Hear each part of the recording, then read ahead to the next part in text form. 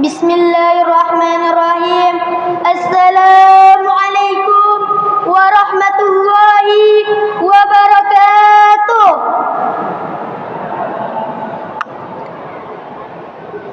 Alhamdulillah, alhamdulillahillazi an'amana bi ni'matil iman wal islam wa nusalli wa nusallimu ala khairil anam sayyidina Muhammadin wa ala alihi wa sahbihi rasulillah ajmain, amma ba'du.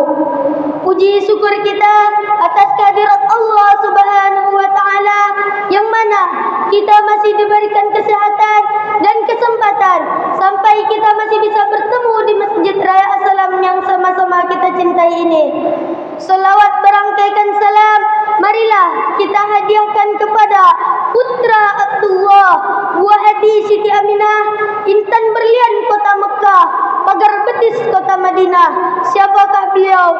Beliau adalah Nabiullah Muhammad sallallahu alaihi wasallam yang bersama-sama kita melapaskan Allahumma salli ala sayyidina Muhammad wa ala ali sayyidina Muhammad.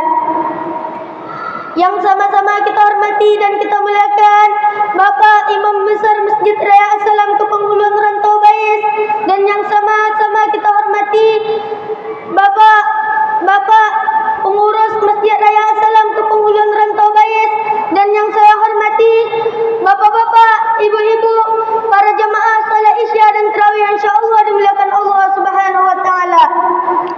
Baiklah, untuk tidak memperpanjang mukadimah, saya Ananda Muhammad Rafiq, santri dari Pondok Pesantren Babus Salam Pekanbaru, ingin menyampaikan sebuah tausiah singkat yang berjudul Menjaga Lisan.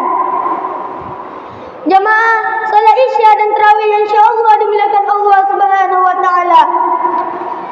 Qala Rasulullah sallallahu alaihi wasallam bersabda, "Man kana la yu'minu billahi yaumil akhir falyakul khairan aw liyasmut." Yang artinya, barang siapa yang beriman kepada Allah dan juga hari akhir, maka hendaklah ia berkata baik atau diam. Salamatul insani fi hifzil lisani, yang artinya keselamatan manusia itu tergantung pada lisannya. Jamaah yang dimuliakan Allah Subhanahu wa taala, dari dua hadis di atas dapat kita ambil pelajaran bahwa Rasulullah sallallahu alaihi wasallam sangat menjaga lisannya dari perkataan yang buruk, dan ia juga mengajak seluruh umatnya untuk menjaga lisannya dengan baik, karena keselamatan manusia itu tergantung pada lisannya. Jamaah yang insyaallah dimuliakan Allah Subhanahu wa taala, ada sebuah cerita yang mana seorang pelayan soleh diminta oleh pemimpinnya untuk membuatkan suatu makanan yang sangat lezat. Pemimpinnya pun mengikuti perintah sang pemimpinnya, dan ia pergi membuatkan makanan tersebut dan menyajikannya ke pemimpinnya. Setelah dicobai oleh pemimpinnya, dan ternyata makanan tersebut sangat disukai oleh pemimpinnya karena kelezatan rasanya, dan pemimpinnya pun bertanya ke pelayan solehnya tentang bahan makanan tersebut. "Wahai pelayan solehku, apa bahan yang kau masukkan dalam makanan tersebut?" Dan ia pun menjawab bahwa bahan dari makanan tersebut merupakan lidah.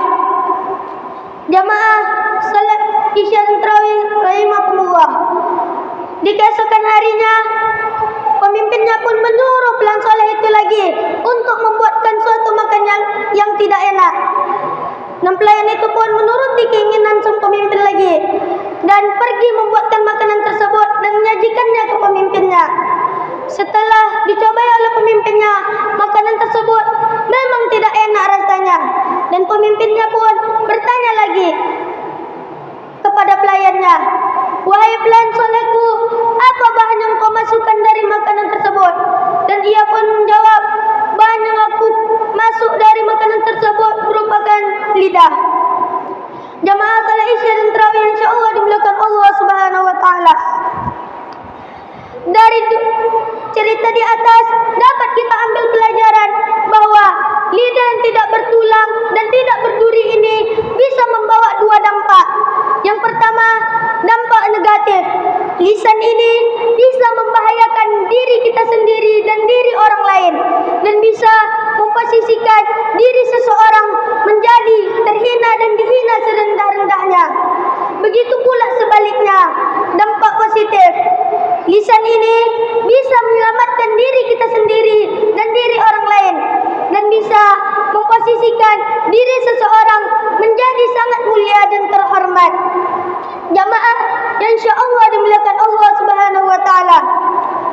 Karena lisan, seseorang bisa terjerumus dalam permasalahan yang sangat pelik. Seseorang bisa bermusuhan dengan sesamanya dikarenakan lisannya. Seseorang bisa terluka hatinya dikarenakan pula lisannya. Kenapa semua ini bisa terjadi? Ada yang tahu? Semua ini bisa terjadi dikarenakan ketidakmampuan menjaga lisannya. Tanpa kita sadari, lisan ini telah banyak melukai saudara kita sendiri. Tidak tegur sapa, memfitnah, berdusta, menggibah, dan lain-lainnya. Jamaah yang insyaallah dimuliakan Allah Subhanahu wa taala. Mari kita teladani Rasulullah sallallahu alaihi wasallam. Beliau adalah sosok yang jarang berbicara, tetapi sekali berbicara, kata-katanya merupakan suatu kebenaran. Ia pun mengamalkan perintah Allah yang terkatub dalam Al-Quran yang berbunyi, A'udzu billahi minasyaitonir rajim. Bismillahirrahmanirrahim. Ya ayyuhalladzina amanu taqullaha wa qulu qawlan sadida. Yang artinya, wahai orang-orang beriman, bertakwalah kepada Allah dan berkatalah perkataan yang benar. Quran surah Al-Ahzab ayat 70. Jamaah yang insyaallah dimuliakan Allah Subhanahu wa taala. Ramadan adalah momentum kita untuk menimpa diri, memperbaiki diri, dan melatih lisan kita agar senantiasa berbicara dengan baik. Mari kita introspeksi diri kita.